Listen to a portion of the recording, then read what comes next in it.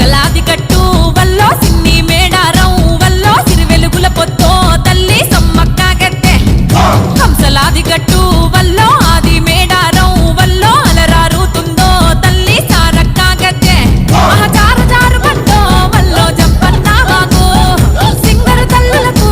బంగారమెతుల తూగు ఏ చిలకలాది కట్టు వల్లో సిన్ని మేడారం వల్లో సిరివెలుగుల పొత్తో తల్లి సమ్మక్క గద్దె